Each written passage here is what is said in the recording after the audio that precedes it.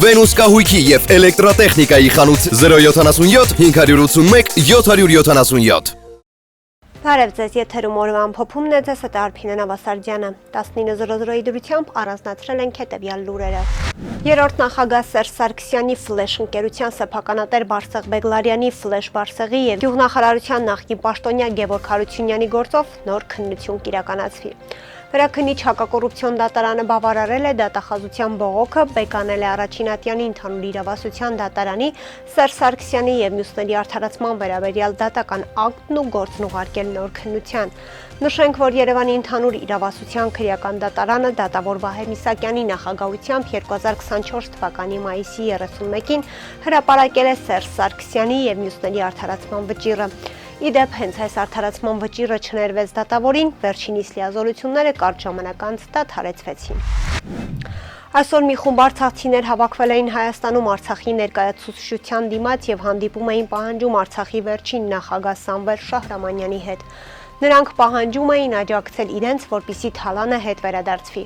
Լրագրողների հարցին, թե ումից են պահանջում Թալանը հետ վերադարձնել բողոքի ակցիան առաջնորդողներից Արթուր Օսիպյանը պատասխանեց, որ Արցախում գործող հիմնադրամների, նախարարությունների միջոցով տարբեր կլորիկ գումարներ են տրվել տարբեր հայտնի եւ անհայտ մարդկանց, ու իրենք պահանջում են, որպիսի այդ ցուցակները հրապարակվեն։ Կարճ ժամանակ անց դուրս եկավ Սամվել Շահրամանյանը եւ Արցախի ներկայացուցչության դիմաց պատասխանեց հավաքվածների հարցերին։ Ակցիայի մասնակիցներն առաջարկում էին միասին գնալ դատախազություն։ Շահրամանյանն ասաց, որ երկուշաբթի օրը պատրաստ են ընդունել իրենց քննարկել ու միասին դատախազություն գնալ։ Արցախի նախագահ Սամվել Շահրամանյանը հայտարարել է, որ տեղահանումից հետո մենք մինչև այսօր Հայաստանի իշխանության ներկայացուցիչների հետ որևէ առնչություն չունենք։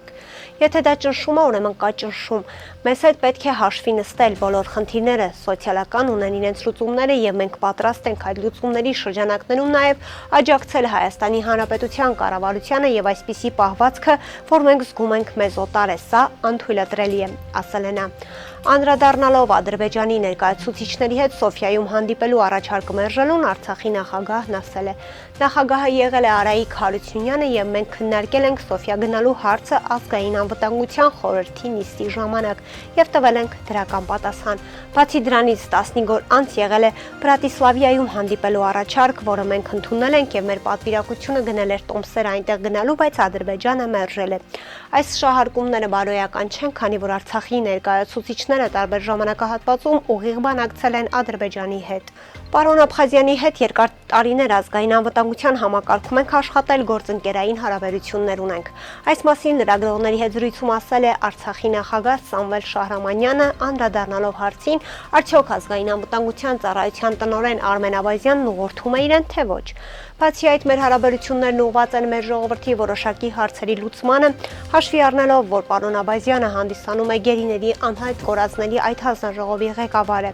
Միայն այդ շրջանակներում ենք շփվում, ասաց նա։ Հիշեցնենք, որ մամուլը գրել էր, որ Սամվել Շահրամանյանին կուրացիա է անում անձամբ ազգային անվտանգության ծառայության տնօրեն Արմեն Աբազյանը, ում վրա դրված է Շահրամանյանին չեզոքացնելու պատասխանատու գործը։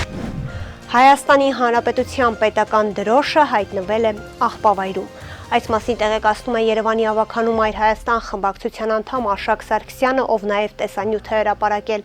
Եռագույնը Երևանի կանաչապատում եւ շրջակա միջավայրի պահպանություն ՀՕԱԿ-ի աղբավայրում տեսանյութին կից գրել են նա։ Արցախյան 44-օրյա պատերազմի հանգամանքներն ուսումնասիրող քննիչ հանձնաժողովի զեկույցը կներկայացնվի սեպտեմբերի 27-ին հետևող ազգային ժողովի լիագումար նիստի առաջին կամ երկրորդ օրը։ Այս մասին ազգային ժողովում լրագրողների հետ զրույցում ասել է ՔՊԱ-կան պատգամավոր Անդրանիկ Քոչարյանը։ Քոչարյանը նշեց, որ ճիշտ է սեպտեմբերի 27-ից հետո այդ սիմվոլիկ օրը հենց ներկայացվի։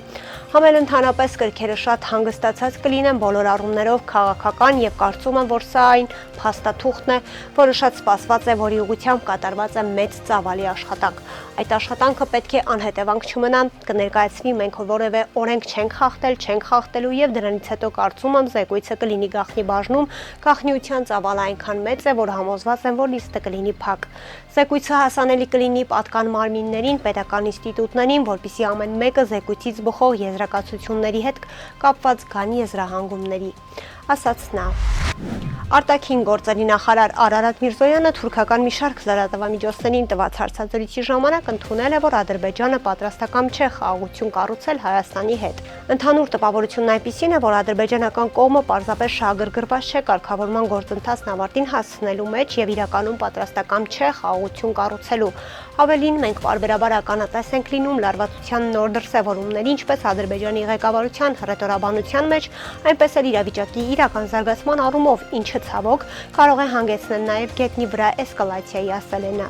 Նրա խոսքով Հայաստանի քաղաքացիների զգալի մասը կարծում է, որ Ադրբեջանը հետագա ծրագրեր ունի նոր հարձակում իրականացնել Հայաստանի վրա, վերահսկողություն հաստատել նրա ինքնիշխան տարածքների որոշ հատվածների վրա եւ այլն։ Սյունիքի մարզի Խնածախ գյուղի ուղությամբ ադրբեջանական զինուժն այս գիշեր ավելի ինտենսիվ կրակոցներ է արձակել, ավելի շատ են կրակել։ Ազատություն ռադիոկայանին հայտնել է գյուղի բնակիչներից մեկը, նշելով, որ շուտով մեկ ամիս կլինի, ինչ ադրբեջանցիները գիշերը 10:30-ից սկսած մինչև լուսաբաց կրակում են։ Բոլորներ գիտեն, բայց ինչ ենք անում, ոչ մի բան։ Այն վերևից հարցրեք, մեզանից ինչ են ուզում այդ ժողովուրդը։ Բան հանգստանում ենք, մենք ջանդամ, բա երեխաներ ինչ անեն, բայց ով է մտածում Խնածաղի գյուղացոց մասին։ Երեխաները արդեն չեն քնում, ասում են կրակոցների ժամն է, տեսնենք կրակում են, նոր գնանք պարկենք։ Այ այդպես ենք ապրում, վերևներում պետք է մտածեն, թող կրակը դադարեցնեն, մենք մեր գյուղում ապրենք, էդ ենք ուզում, մի խաղաղություն ենք ուզում, ասել է Խնածախի բնակիչը։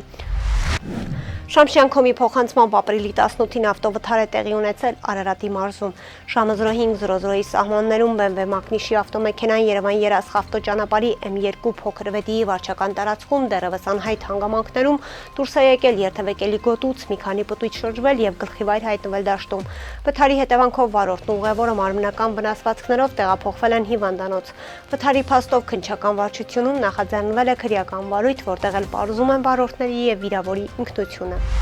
Ապրիլի 13-ին արտակարգ դեպք է տեղի ունեցել Սյունիքի մարզում։ Ժամը 17:45-ի սահմաններում Սյունիքի մարզի ոստիկանության տարածքային մաժիններից մեկում տեղեկություն է ստացվել, որ 13-ամյա Հոբելյարի ծննդյան կապակցությամբ գումար հավաքելուն չմասնակցելու համար ծագած վիճաբանության ընթացքում 17-ամյա անչափահասը 2 անգամ բռունցքով հարվածել է 14-ամյա տղայի որովայնին, հաղորդում է Շամշյանքոմը։ Ոստիկանության տարածքային բաժնի ծառայողները պարզել են նաև, որ 14-ամյա տղայի դեմքին նաև Հոբելյարը եւ 10-ամյա մեկ այլ երեխա մեկական անգամ ապտակել են, պատճառելով ֆիզիկական ցավ։ Դեպքի փաստով կազմվել են փաստաթղթեր, որոնք փոխանցվել են Հայաստանի Հանրապետության քննչական կոմիտեի Սյունիքի մարզային քննչական վարչություն։ Այսօրվա համար պատրաստել էինք այսքանը, կհանդիպենք։